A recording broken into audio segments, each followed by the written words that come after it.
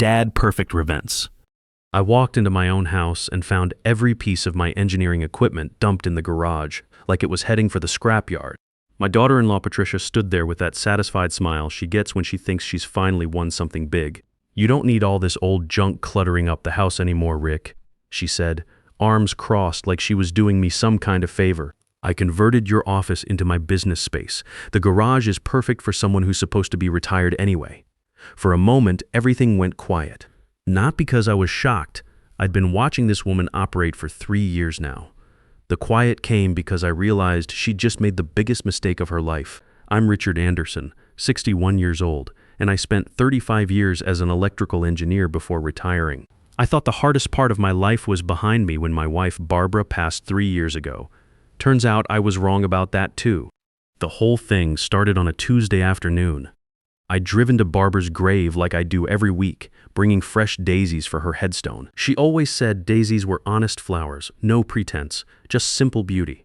I'd spent longer than usual that day telling her about the circuit design I'd been working on, how I was trying to solve a power distribution problem that had been nagging at me for weeks. Barbara used to listen to me ramble about engineering challenges for hours, never once making me feel like my work was just old man's hobbies. I miss having someone who understands why these things matter. I told her headstone. The wind rustled through the oak trees, and for a moment I could almost hear her voice telling me to quit feeling sorry for myself and get back to what I love doing. After spending an hour telling her about my week, I headed home expecting to work on that new circuit design in my office. The office Barbara had helped me set up when I retired, where she'd insisted I needed proper lighting and a comfortable chair because your eyes aren't 30 anymore, Rick. But when I pulled into the driveway, I knew something was wrong. There were boxes and equipment scattered across the concrete, spilling onto the lawn. My oscilloscope, the one I'd used for the last 20 years of my career, sitting next to a pile of technical manuals that had cost me thousands of dollars over the decades. My patent certificates, the ones that still bring in royalty checks every quarter, minus crumpled in a cardboard box like yesterday's newspapers. I walked slowly toward the house, my mind automatically cataloging the damage. My precision toolbox lay open, instruments scattered like someone had just dumped everything out without any regard for calibration or organization. Then I saw it, my framed photo with Barbara at my retirement party. The glass cracked right down the middle, separating us after 40 years of marriage. That photo had been taken on one of the best days of my life. Barbara wore her blue dress, the one she said brought out her eyes, and she was beaming with pride as my colleagues presented me with a plaque for my contributions to electrical safety standards. "You changed how power grids operate across 3 states. My supervisor had said that day. Buildings are safer because of your work." Now the photo lay broken in a cardboard box, treated like garbage. That's when Patricia appeared on the porch, looking like she'd been waiting for this moment. She had that expression she wears when she's already decided something and expects the world to just accept it. The same look she'd worn when she announced, "I'd be eating dinner alone from now on because family time is for people who contribute to the household." "The house needs space for people who contribute to the future," she said, her voice flat and final. "You can set up whatever you need in the garage. It's actually better for your hobbies anyway. More space to spread out all your projects." The way she said projects made my 35 years of professional engineering sound like a child playing with toys. This woman had no idea that my hobbies had helped design the electrical systems for half the office buildings in our city, that my patents were still generating income that helped pay the mortgage on the house she was now claiming as her territory. Behind her, half hidden in the doorway, stood my son Timothy. He looked pale, staring at the ground with his hands shoved deep in his pockets. He wouldn't meet my eyes. Here was my 38-year-old son, a software engineer with government security clearance, acting like a kid caught in a lie instead of a man watching his father get thrown out of his own house. I remembered teaching Timothy basic electronics when he was 12, showing him how circuits worked, how electricity followed predictable paths if you understood the principles. He'd been fascinated then, asking questions that showed real understanding. "Dad, how do you know which wire goes where?" he'd asked. "Because electricity always takes the path of least resistance, son. You just have to understand the system." Now my son was taking the path of least resistance too, and it led straight through his father's dignity. I stood there holding that broken photo, and something inside me wanted to shout, to remind them both that I'd helped buy this house, that my name was on the deed right alongside Tim's. That I'd held Timothy in my arms the day he was born and taught him everything I knew about solving problems systematically, but I didn't shout. Instead, I felt something settle over me like putting on an old work jacket. The same calm I used to feel when facing a complex electrical problem that nobody else could figure out. The kind of problem that required patience, systematic analysis, and perfect documentation before you could even think about implementing a solution. I guess some things need proper rewiring, I said quietly, looking straight at Patricia. Her smile faltered just a bit. Maybe she heard something in my voice that made her wonder if she'd calculated wrong. For just a moment, I saw uncertainty flicker across her face, like a voltage drop that tells you there's a fault somewhere in the system. That night, I slept in the garage on a folding cot I found behind my workbench. The concrete was cold, and the smell of motor oil hung in the air. I lay there listening to the house settle, thinking about Barbara and all the systems we'd built together, not just electrical ones, but the life systems that keep a family running. Barbara had been the household engineer in her own way. She understood that relationships, like circuits, needed proper maintenance and care. You can't just assume everything will keep working without attention, she used to say when I'd get too absorbed in my projects. Systems fail when you stop monitoring them. I should have been monitoring this system better. Around midnight, I remembered something important. My document safe, a fireproof box where I kept crucial papers, insurance policies, the house deed, my patents, investment records. I'd moved it to the garage months ago when Patricia complained it was taking up closet space in what used to be my office. I found the safe behind some paint cans. The electronic lock had been tampered with crude scratches around the keypad where someone had tried to force it. When I opened it, my stomach dropped. Several documents were missing: my social security card, copies of my patent registrations, and most importantly, some of my financial statements. I didn't know which ones yet, but I knew with absolute certainty that Patricia's plan was already in motion. I didn't sleep that night. I lay on that cot, staring at the garage ceiling, my engineer's mind working through the problem systematically. How did I end up here? 3 years ago, I had my own home, my workshop, a life that made sense. Now I was sleeping on a folding cot in my own son's garage, surrounded by my belongings, like they were garbage waiting for pickup. The answer had been building slowly for years. I just hadn't wanted to analyze the failure pattern. When Barbara died, our house became unbearable. Every room held her memory. The kitchen where she made coffee every morning at exactly 6:15. The garden where she grew tomatoes that actually tasted like something. The bedroom where I'd reach for her in the night and find only cold sheets. After 6 months of rattling around those empty rooms, Timothy suggested I move in with his family. Patricia thinks it would be good for everyone, he said. You shouldn't be alone, Dad. We've got plenty of space, and Patricia says she'd love the help around the house. Even then, something about the way he phrased it should have set off alarms. Timothy had always been direct with me, engineer to engineer. But this conversation felt rehearsed, like he was delivering someone else's message rather than expressing his own thoughts. I sold the house within 2 months. Looking back, that might have been mistake number 1. I gave up my base of operations, my independence, my last connection to the life Barbara and I had built. But at the time, the silence in that empty house was killing me slowly. At first, everything seemed fine. I fixed their electrical problems, and there were plenty of them. The previous owner had done some seriously questionable wiring that was frankly dangerous. I installed new outlets in the kitchen, upgraded their electrical panel to handle modern loads, even helped Timothy set up his home office network with proper surge protection. I cooked dinner twice a week, recipes Barbara had taught me over 4 decades. Timothy seemed happy to have me around, and Patricia smiled and thanked me for helping out. It's so nice having someone who actually knows what they're doing, she said after I'd rewired their bathroom to bring it up to code. Timothy's useless with anything practical, but the warmth didn't last long. Within 6 months, Patricia's gratitude turned into something else. She started sighing when I entered rooms, rolling her eyes when I told stories about my engineering days. She'd cut me off mid-sentence to change the subject or make little comments that sounded like jokes but hit like small hammers. You don't have to act retired, Rick. You could try staying current with technology. Things have changed since the 1980s. The irony was that my patents were all from the 1990s and 2000s, covering innovations that were still being implemented in modern power systems. But Patricia didn't know that. She saw an old man playing with obsolete equipment, not realizing that my obsolete knowledge was generating steady royalty income that helped pay her mortgage. Gradually, she took control of everything. She decided what we ate for dinner, and my cooking disappeared from the rotation. She managed the household budget, claiming it was too complicated for me to understand modern financial planning.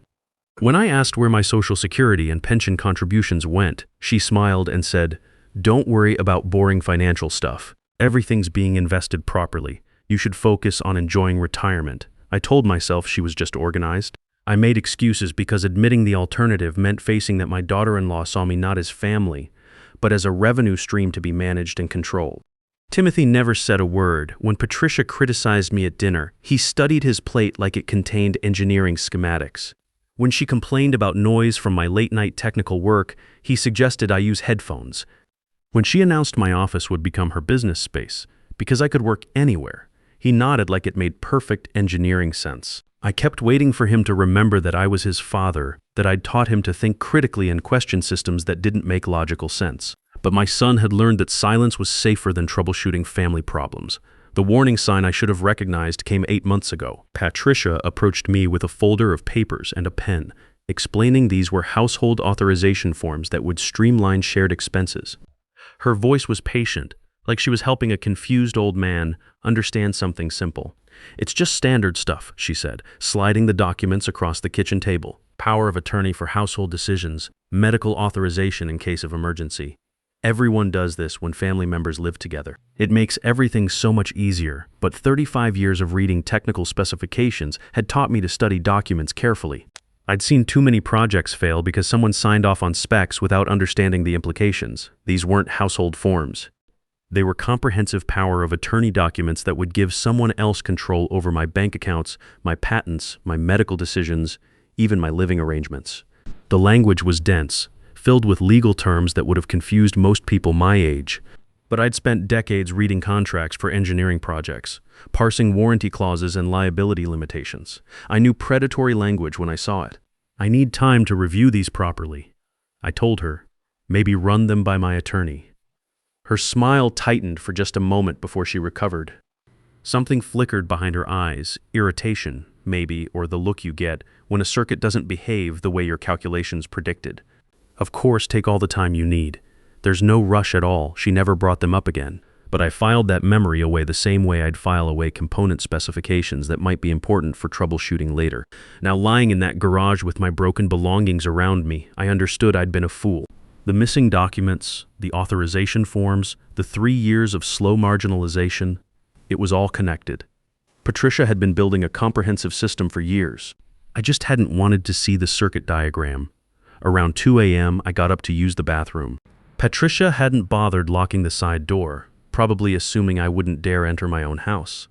I moved quietly through the dark hallway, my engineering training reminding me which floorboards had loose nails that would creak under load. That's when I heard her voice from the kitchen. She was on the phone, speaking in the confident tone she used when she thought nobody was monitoring the system. "The documents are almost ready," she said. "Once he's declared incompetent, everything transfers over automatically. The patents, his accounts, all of it. He won't be able to fight it. Who's going to believe a confused old man over his own family?"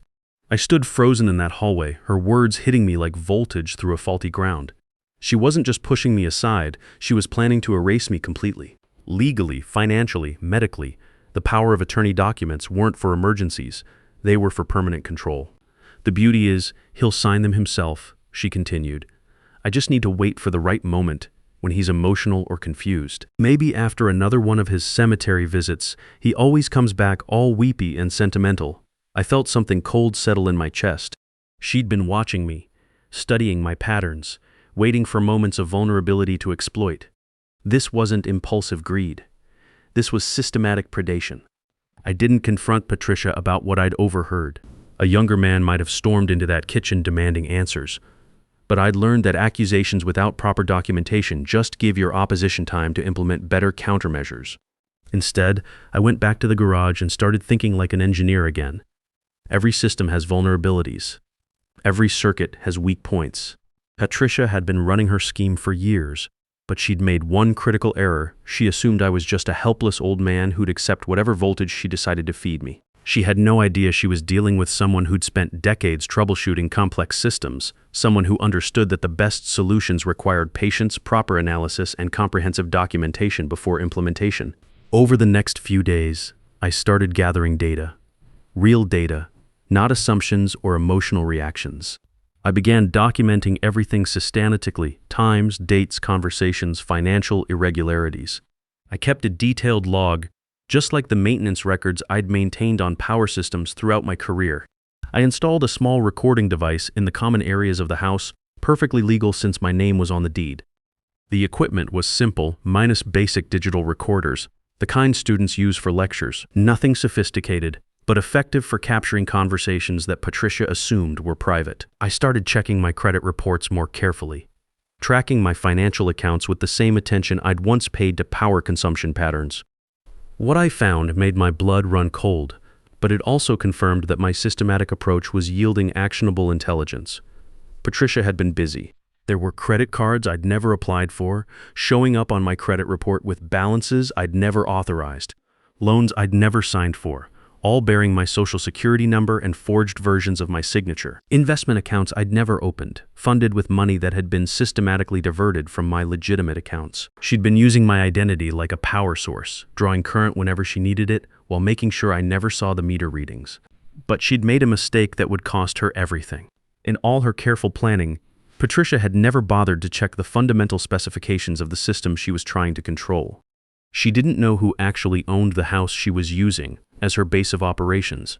Timothy had needed my help buying this property 12 years ago. His credit was damaged from some financial mistakes he'd made right out of college. I hadn't just co-signed the mortgage. I'd put up the entire down payment from my retirement savings and ended up as co-owner.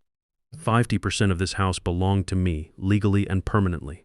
Patricia didn't know that. Timothy had handled all the paperwork when they bought the house, and Patricia had never asked to see the actual deed. She'd assumed the house was entirely theirs, never realizing that the foundation of her entire scheme was built on faulty assumptions.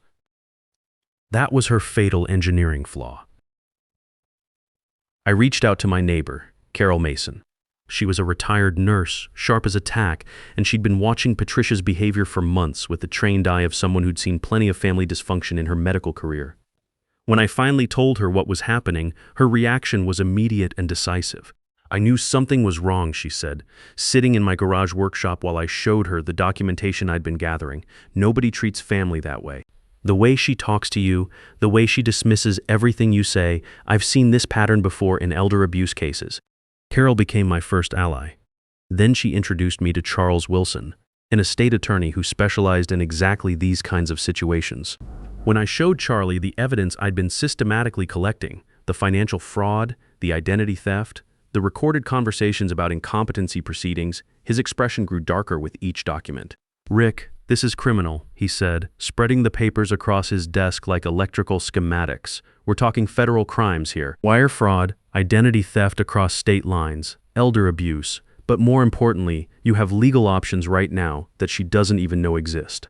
The plan was elegant in its simplicity. Let Patricia continue exactly as she had been, but document everything systematically. Give her enough rope to hang herself while we built an ironclad case. Meanwhile, we'd prepare the legal groundwork to protect my assets and remove her from the house she didn't actually have any right to live in. The hardest part was watching Timothy.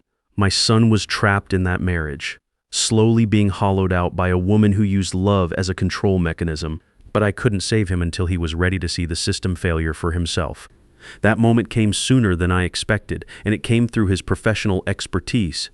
3 weeks later, Timothy came to me in the garage. He looked terrible, pale, exhausted, like a man whose entire system was running on backup power. "Dad," he said quietly, "I need to ask you something technical. Our bank accounts, the numbers don't add up. No matter how much we both make, there's never anything left. Patricia says it's just the economy, inflation, normal financial pressure. But I've been running calculations, and the math doesn't work." That was the opening I'd been waiting for.